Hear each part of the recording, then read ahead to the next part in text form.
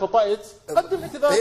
لا أقدم اعتذار، أنا أقدم الاعتذار لما أجرح في أشخاص، أقدم الاعتذار لما أنقص من قيمة أشخاص، أعطي رأيي بكل حيادية من غير متجردا من أي كلام سياسي وخارج عن الرياضة. إذا أنت لا تعتذر هنا؟ لا أعتذر. لا تعتذر؟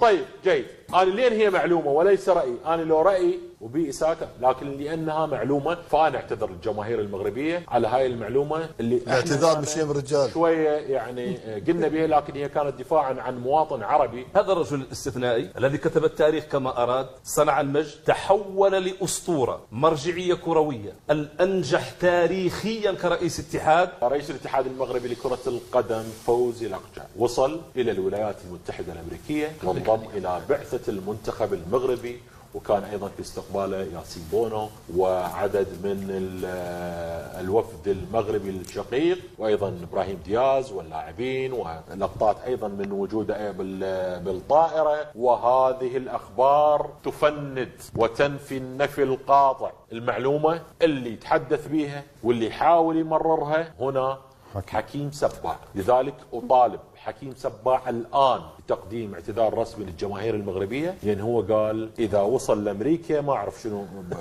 الطوعد. فتفضل بعد لا تمرر علينا معلومات مغلوطة. معليش ما تقاطع علي نوري. تفضل. أولا المعلومة مش أنا اللي تحدثت عليها، أنت اللي تكلمت عليها على الهواء. أنا أعطيت لك المعلومة في الأوف بناء، معليش ما تقاطعني، زين، بناء على 12 مارس 2025 كان هناك مؤتمر او الكونغرس الفيفا في مصر، الكونغرس لتجديد المكتب التنفيذي للفيفا، اين انتخب بعد الكابتن وسياده الوزير فوزي لقجع كعضو في المكتب التنفيذي للفيفا. بعدها ب3 شهور من 21 الى 24 6 اي يونيو 2025 الكونغرس الثاني للفيفا على ضوء كأس العالم للأندية، أين كان غياب لافت ومضيء لفوزي لقجع كأول كونغرس له في دواليب الفيفا. لم يحضر بعدة أسباب لست أنا من يذكرها أو يعطي الضوء عليها، لكن هو غاب في كونغرس مهم جدا للفيفا في أمريكا. على ضوء ما قلت له أنا أعطيتك المعلومة وقلت لك فوزي لقجع لم يدخل إلى أمريكا، هذا أنا أتحمل مسؤوليته، لكن لا أحد يشكك في حبي للمغرب، في احترامي للمغرب، للمنتخب المغربي، للسيد فوزي لقجع في شخصه كرئيس اتحاد لكن أنا لا أعتذر لأحد في معلومة قلتها أنا وأتحمل مسؤوليتها وأعطيتها لك وأنت تكلمت عليها، لكن أنا تكلمت وأعطيت معلومة على أسس سابقة. هسه أنت مصر على وجوده لو عدم وجوده؟ أنت هسه مقتنع موجود لو لا حكيم؟ انت تتكلم الكلام وتقول ضده، كيف مقتنع موجود؟ ما هو صوره موجوده. اي يعني انت سويت لا انت قلت ورا. انت اللي احنا في سياق الحديث انا قلت معلومه فوزي لقجع مثل ما قال حكيم سباع بان ايضا منع. انت معلومتك كانت من مصادر موثوقه؟ مصادر موثوقه وقراءه استباقيه، لانه كاي رئيس اتحاد لما البعثه تكون في كاس عالم رئيس الاتحاد يكون مع البعثه. اذا هي قراءه استشرافيه خاطئه كانت كماده اعلاميه. نحن معرضون للخطا والصواب. يعني انت خطأت قدم اعتذار. لا اقدم اعتذار يا اخي. أنا أقدم الاعتذار لما أجرح في أشخاص، أقدم الاعتذار لما أنقص من قيمة أشخاص. بس هاي معلومة أثارت الشجون والشؤون والذكريات للجمهور المغربي عنك. لا أنا أكثر واحد محب للجمهور المغربي والكرة المغربية، وأعتبر المنتخب المغربي أفضل منتخب عربي. إذا ما تعتذر وسوابقي في كأس العالم وكأس العرب أني كنت في برامج عربية، كنت من أشد المتشددين للمنتخب المغربي. هذا لا ينقص من أني أعطي رأيي بكل حيادية من غير متجردا من أي كلام سياسي وخارج عن الرياضة. إذا أنت لا تعتذر هنا؟ لا تعتذر؟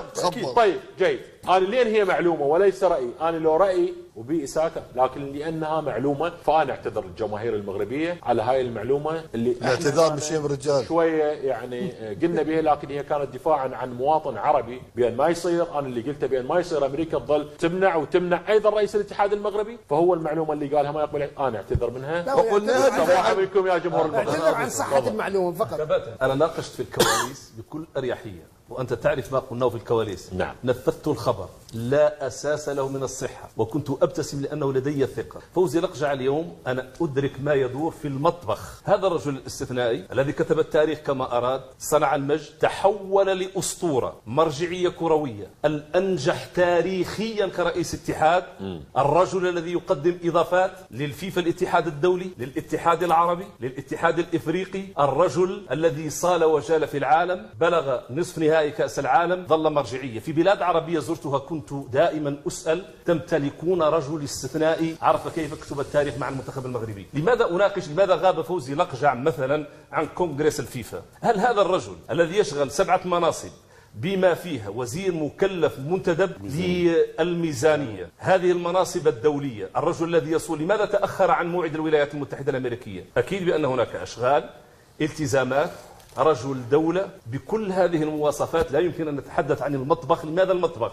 اليوم السوشيال ميديا هي التي تصنع الحدث السلبي. اليوم السوشيال ميديا هي التي أضحت بمفهوم الصحافة الصفراء، هي التي تبيع الوهم لمن لا يمتلكون القدرة. أعتقد بأنه الأقجع بهذه الهامة وهذا الحضور وهذا التاريخ اليوم ذهب للولايات المتحدة الأمريكية بعد أن وقف على عديد الأسماء، كان يتابع كل خطوات الأسود والجزئيات البسيطة والصغيرة والكبيرة من المغرب ليواصل المهام بهذه القيمة. كلمة أخيرة وإضافية في هذا الجانب: أعتقد بأنه فوزي الأقجع في هذه اللحظات لا يدري عن ما يدور في هذه الأمور، لأنه رجل أكبر بأن يغرق في مستقبل. يعني ما جاي يتابع برنامجنا؟